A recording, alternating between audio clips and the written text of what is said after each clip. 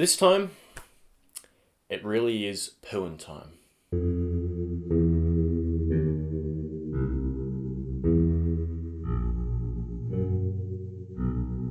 What is going on, everyone, and welcome to my review of Winnie the Pooh, Blood and Honey 2. I did not review the first film because I thought it's one of those films I do like to try and make sure that I am discussing films, good and bad. That was one where I'm just like, I don't have the energy to waste any time on this, so I'm not going to review it.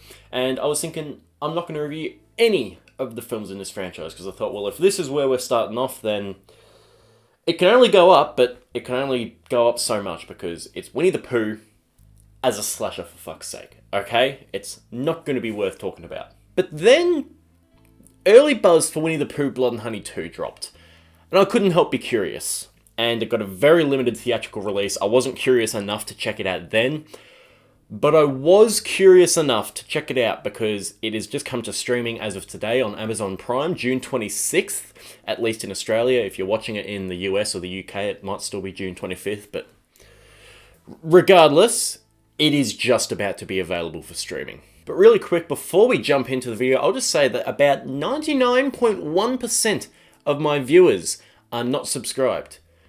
So if you are part of that 99.1%, I would very much appreciate it if you did subscribe. Now, a lot of that is probably due to the big buzz that my Late Night with the Devil video essay has gotten, which I'm really thankful that everyone seems to be really enjoying that. I'm glad that it's doing well. I put a lot of work into it, and every time I see a comment on there saying how good they thought the video was, I'm very happy. So thank you for that. But now, let's talk about Winnie the Pooh, Blood and Honey 2.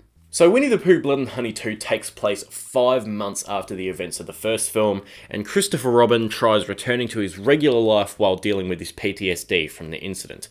However, deep within the 100-acre woods, a destructive rage grows as Winnie the Pooh, Piglet, Owl, and Tigger find their home and their lives endangered after their existence is revealed.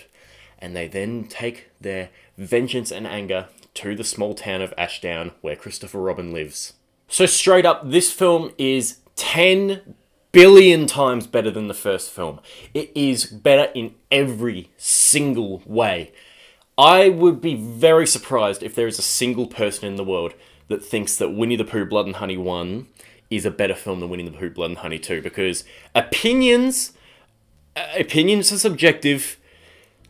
There is no way anyone could think that the first film was better than the second one, because this film just improves on everything. The sound is better, the kills and gore is better, the tone is a lot lighter like it should be, the acting is significantly better, there's actual character work, there's actually a story here, the music is better, the creature designs are so much better. It's just a better film in every single way. But does being better than the first film equate to being a good film in its own right? Well, let's discuss that now.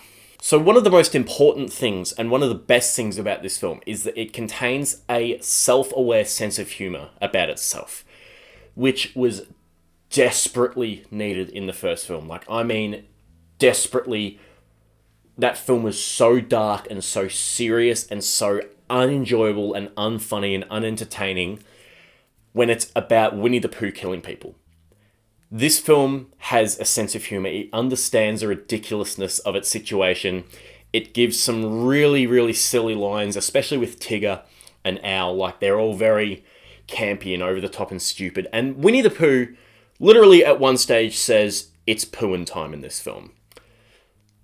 You can't get much more silly than that. And speaking of that line, "It's pooing time," Winnie the Pooh, Blood and Honey is relegated to being an in-universe film.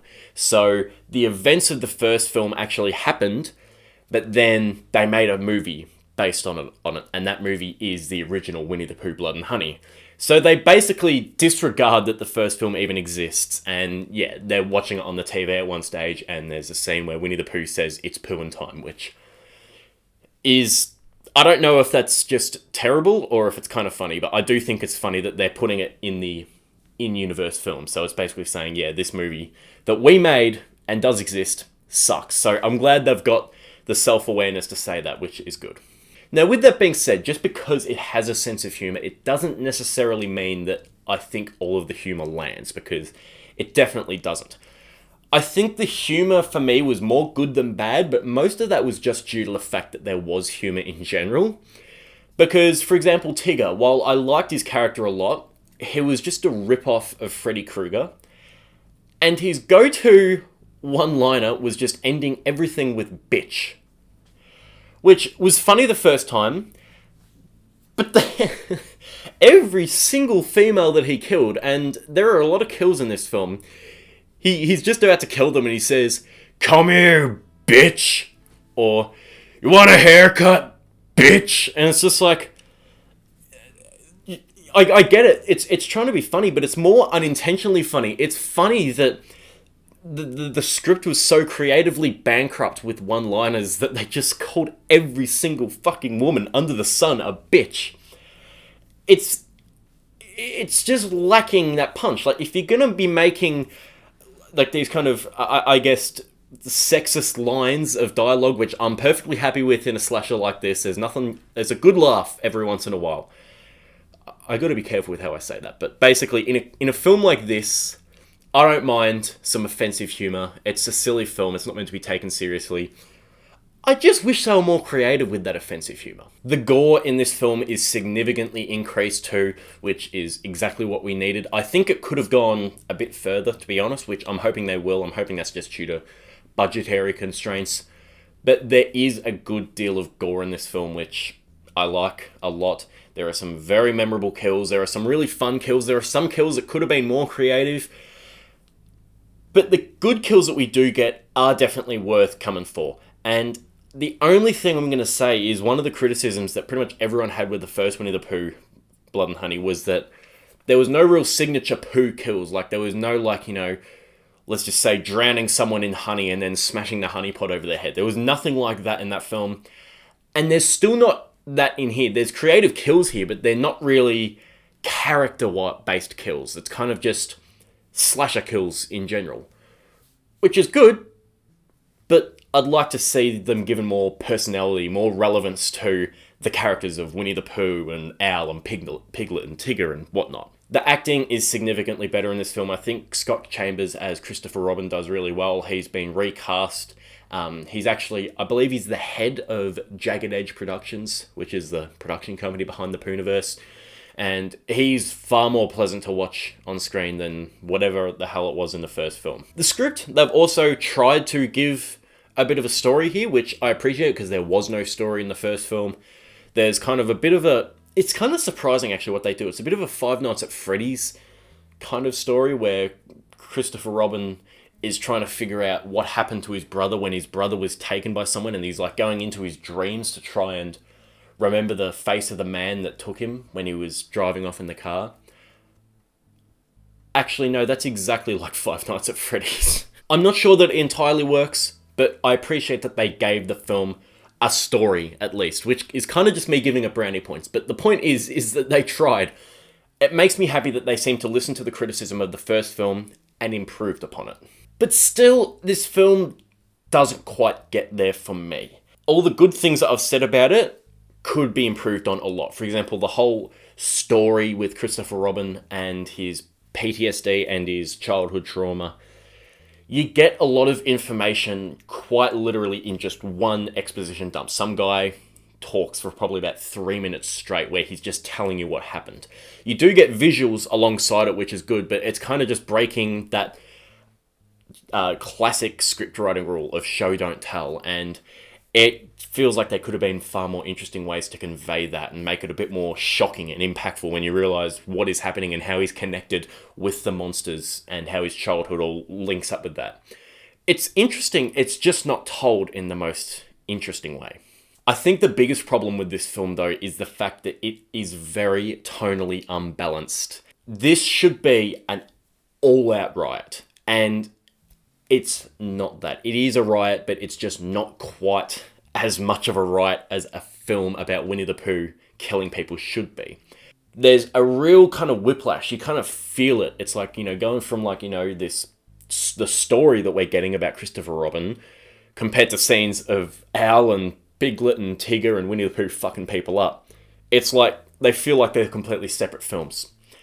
And it just doesn't all connect like it should. And as I said, with a film where Winnie the Pooh and friends are killing people, this should be 80 minutes of carnage-fueled fun. It shouldn't be anything serious whatsoever. I appreciate the attempt to give it story, just doesn't work. There's also a general lack of professionalism within the filmmaking with some aspects here, most notably with the lighting. It's like really, really, really dark, to the point that I actually changed the settings on my TV to try and see a bit better, but even that didn't really help. It's obviously dark to try and cover up imperfections, but it's dark to the point that it's just like, I want to see more of this. I want to see more of what's going on. It's frustrating. Speaking of imperfections, some of the CGI and the overdubbing is rough. There is a scene when Tigger is walking and his tail is wagging, and his tail